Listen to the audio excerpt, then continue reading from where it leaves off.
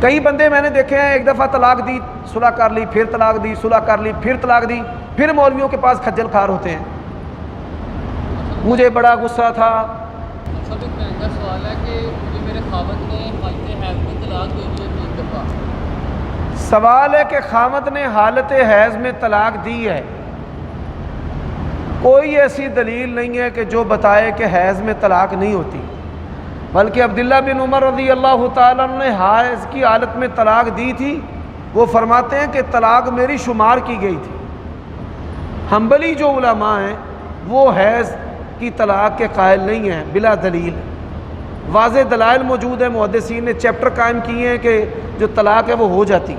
اکثر وہ کہہ رہے ہیں کہ ہم نے جب اس کے بارے میں پتہ کیا علماء سے تو وہ کہتے ہیں کہ آپ نے جس سے بھی فتویٰ لیا تو آپ کو اس مسئلے کو چوز کرنا پڑے گا، اگر آپ نے اہل حدیث سے فتویٰ لیا تو آپ اہل حدیث۔ بھائی آپ اگر کسی مسلک سے فتویٰ لیں تو اس مسلک کو اختیار کریں، میں ایسی باتوں کا قائل نہیں ہوں۔ کوئی دیوبندی، بریلوی، حنفی ہمارے پاس طلاق کے مسئلہ پر فتویٰ لینے کے لیے آتا ہے تو میں ان کو کتاب و سنت بتاتا ہوں کہ دین کتاب و سنت ہے، آپ کوشش کیا کریں کہ تمام مسائل میں کتاب و سنت کے مطابق عمل کر لیں۔ میں نے ان کو کبھی نہیں کہا کہ آپ اہل حدیث ہو جائیں۔ کئی لوگ جو ہیں جب آپ ایسی شرائط لگائیں گے تو یہ دین کے مزاج کے بھی خلاف ہے۔ بات کی سمجھ آئی ہے؟ آپ ان کو فتوے نہیں دیں گے، وہ رافضیوں کے پاس چلے جائیں گے۔ جس بندے کے دماغ پہ بڈھی سوار ہو جائے نا تو وہ کہتا ہے میں نے وسانی ہے، پاویں جو مرضی ہو جائے۔ کئی بندے طلاق دیتے صلح کر لیتے ہیں، طلاق دیتے ہیں صلح کر لیتے ہیں، مرحبا۔ اپنی صحت کا بہت خیال رکھو، کمزور ہوئے، اللہ تمہیں اپنی پناہ چ رکھے، اپنی حفاظت چ رکھے انشاءاللہ۔ کئی بندے میں نے دیکھے ہیں ایک دفعہ طلاق دی صلح کر لی، پھر طلاق دی صلح کر لی، پھر طلاق دی، پھر مولویوں کے پاس کھجل کھار ہوتے ہیں۔ مجھے بڑا غصہ تھا، میری بیوی حیض میں تھی، یہ تھا وہ تھا۔ تو بعض لوگ جو ہے نا نان سٹاپ طلاقیں دیتے رہتے ہیں۔ ایک بندے کو میں جانتا ہوں، اس نے طلاق دی صلح کر لی، طلاق دی صلح کر لی، پھر طلاق دی، پھر صلح کر لی۔ وہ جڑے طلاقاں تو بعد بچے پیدا ہوئے نا انہوں پھینٹی لاندے رہندے۔ تو میں اس کو کہتا ہوں اے 3 طلاقاں تو بعد پیدا ہوئے بچے نے جنہیں گند کھلا رہے ہیں، تینوں اگے لایا تے اب مگر مگر توڑتے رہتے ہیں۔ اللہ نے کہا وَمَن يَتَعَدَّ حُدُودَ اللَّهِ فَقَدْ ظَلَمَ نَفْسَهُ، جو اللہ تعالیٰ کی حدوں کو تجاوز کرتا ہے نا، پھلانتا ہے، ان کو رونتا ہے، حکم عدولی کرتا ہے، وہ اپنے آپ پر، اپنے نفس پر ظلم کرتا ہے۔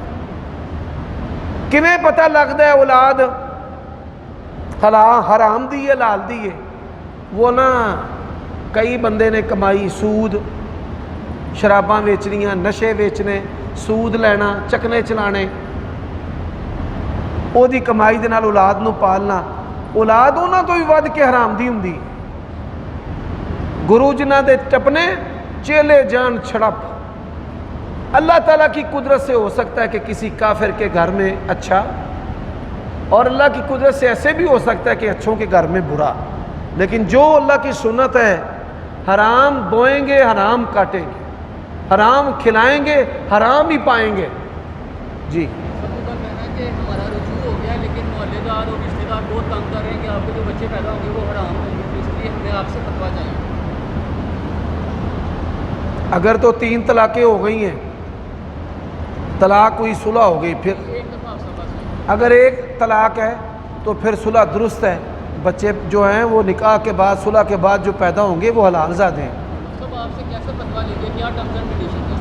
اور بھائی ہماری جو ڈیوٹی ہے نا، آپ نے بینکوں کے باہر لکھا ہوگا، پڑھا ہوگا، دیکھا ہوگا 24/7 ATM کے اوپر لکھا ہوتا ہے کہ 24 گھنٹے اور 7 ہی دن۔ ہم بھی مولوی ایسے ہیں 24 گھنٹے اور 7 ہی دن، ٹھیک ہے، بلکہ ہمارے نام کے ساتھ آپ لکھ دیں 365/24/7۔ بھائی جب مرضی جو مرضی آئے پوچھے۔ جی